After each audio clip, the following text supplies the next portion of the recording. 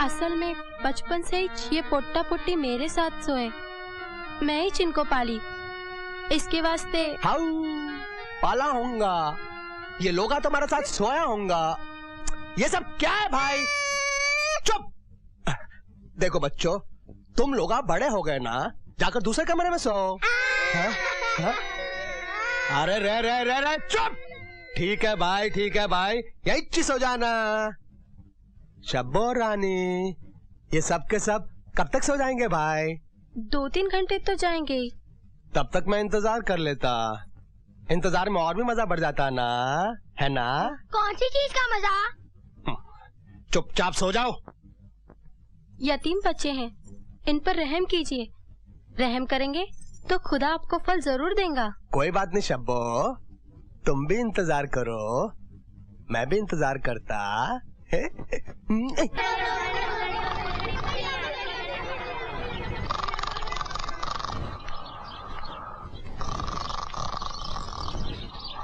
सुनो जी,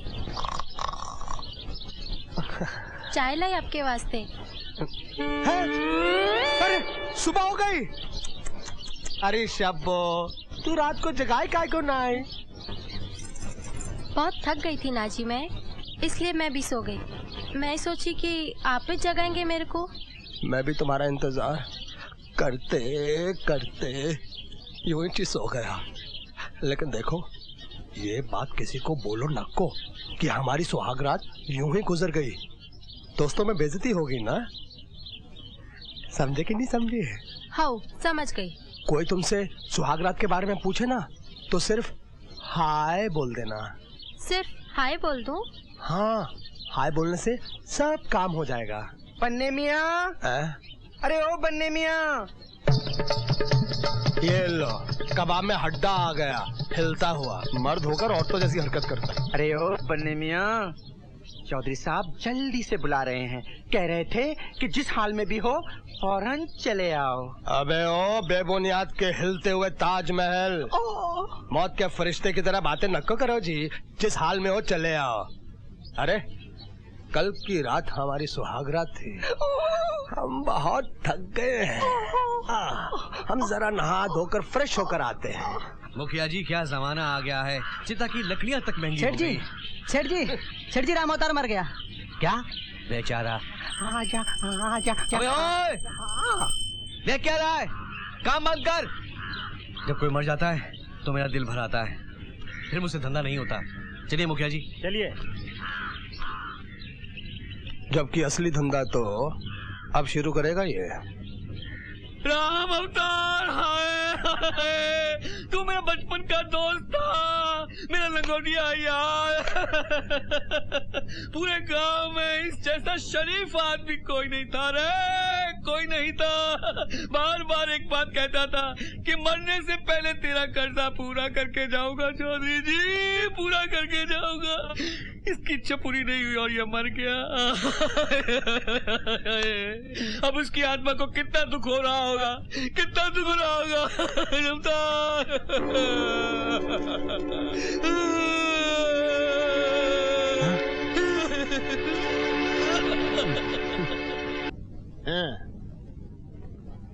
आपने नहीं लिया? अरे साईं, थोड़ा थोड़ा पीना अच्छा नहीं लगता। आप लोग और लेंगे नहीं तो फिर ठीक है यार। साईं, पहले मैं शराब छूता तक नहीं था। मैंने एक फिल्म भी बनाई। फिल्म का नाम शराबी। उसका कहानी भी ये था कि बाबा शराब मत पियो। मगर वो फिल्म इतनी बुरी तरह फ्लॉप हुआ कि मैं खुद शराब पीने लग गया। देखो ना, फैक्ट्री बेचना पड़ रहा है, आखिरी कीमत 30 लाख रुपया बस। बैंक से तुम्हारा 20 लाख रुपए का लोन सैंक्शन हो चुका है। अगर कहीं से तुम 10 लाख रुपए का इंतजाम कर लो तो 1 हफ्ते के अंदर तुम इनकी फैक्ट्री के मालिक बन जाओगे। इतनी जल्दी 10 लाख रुपए का इंतजाम? अरे साईं, तुम तो इंजीनियर भी है, फैक्ट्री तुम्हारे इलाके में है, तुमको लेबर प्रॉब्लम भी नहीं होगा। मेरे से ज्यादा पैसा कमाएगा भाई। ये तो है, लेकिन मुझे 10 लाख रुपए देगा कौन? देख बेटा, तेरे दहेज में 1,30,000 रुपए का कुल सामान आया है। वो भी खींच खांच कर जोड़ने से इतना बनता है। तू ही सोच बेटा, ये भी कोई दहेज हुआ? हम तो ये सोचकर खुश थे कि शेर का शिकार करेंगे, लेकिन हमारे नसीब में तो निकला मरा हुआ चूहा। ये सब तुम्हारी वजह से हुआ है। बड़ा कह रहे थे दीवान साहब का परिवार है, बिना मांगे ही इतना दहेज देंगे कि घर में रखने की जगह नहीं होगी। अरे तुम तो खामखा मुझ पर गर्म हो रही हो। मैंने नहीं, निरंजन ने कहा था, उसको बोलो। अरे निरंजन कोई लाट साहब है जो उसे नहीं बोलूंगी? बोल बेटा, पड़ोसी का घर किराए पर ले लूं दहेज रखने के लिए? अरे बेटा, इतना तो सोचा होता कि बच्चा भी जब तक मुंह खोल के रोता नहीं, उसकी माँ तब तक उसे दूध नहीं पिलाती। हाँ, एक बात याद रख ले, तू बाप के कहने पर चलेगा ना तो ऐसे ही सत्यानाश होता रहेगा। हर बात घूम फिर कर मुझ पर ही क्यों आ जाती है? आएगी, इसलिए कि हर बात की जड़ तुम हो। अरे क्या हो गया है? देख बेटे, बात अभी पूरी तरह से बिगड़ी नहीं, जरा अकल से काम लेना होगा। समझ लो ससुराल एक कुआं है, बीवी एक बाल्टी। बाल्टी को कुएं में डाल दो, पानी को खींचते रहो, खींचते रहो। देखा माँ, पिताजी ने कितना अच्छा आइडिया दिया है।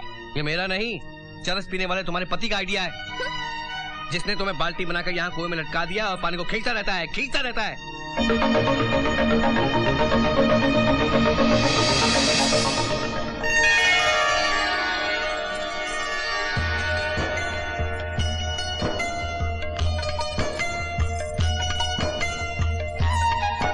का बहू मई के जात हो। बहुत सुंदर लग रही, चलो जल्दी चलो। पल्लू ठीक करो, आराम से चलो बहू रानी। हाँ, संभल के, जल्दी वापस आ जाना। हाँ,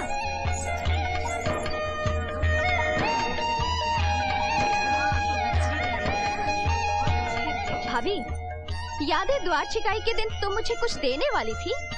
हाँ, लेकिन आपने कहा था कि बाद में मांग लूंगी, मगर आपने तो कुछ मांगा ही नहीं। आज मांग लो भाभी, अपना ये मांग टीका मुझे दे दो ना।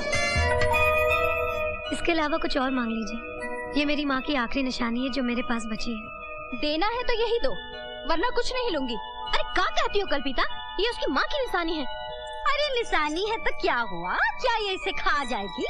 बहू का जब जी करेगा पहनने का, ये उसे वापस दे देगी। अब ले दे के एक ही तो भाभी है बेचारी की। अब तुम ही बताओ ना बहू, तुमसे न मांगे तो और किससे मांगे भला? ठीक है, वापस आकर दे दूंगी। अरे तुम्हारे यहाँ आने तक कौन सी यहाँ बैठी रहेगी? आखिर ये भी तो ससुराल जाएगी।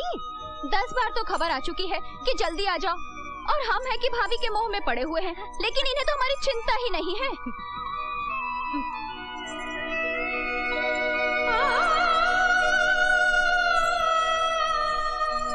ये लीजिए।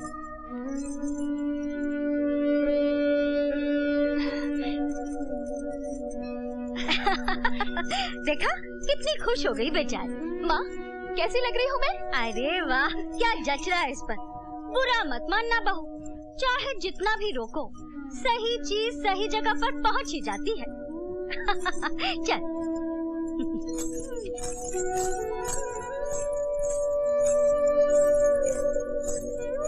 आओ बेटी आओ। चलती हूँ। बैठो।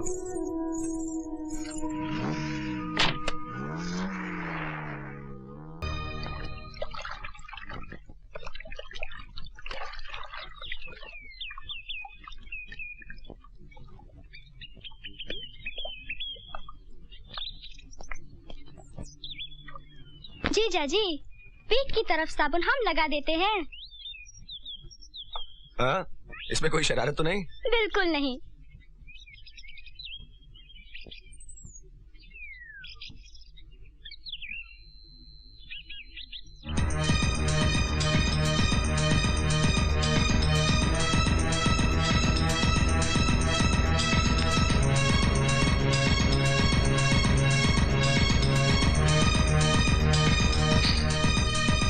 अब आप खुद ही लगा लीजिए।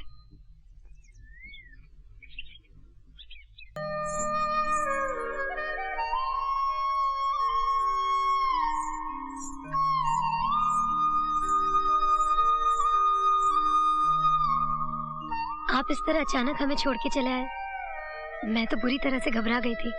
पता नहीं क्या हो गया। दीवान साहब से नहीं पूछा कि क्या हुआ? डैडी की जो हालत है वो उन्होंने आपको बता ही दी थी।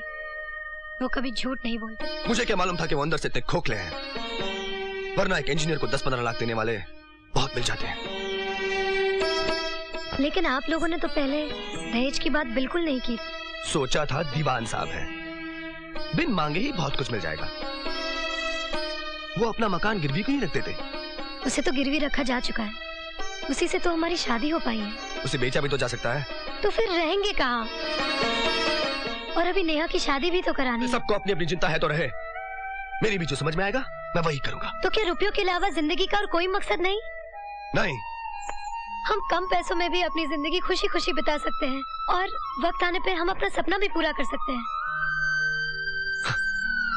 वक्त आता नहीं, लाया जाता है।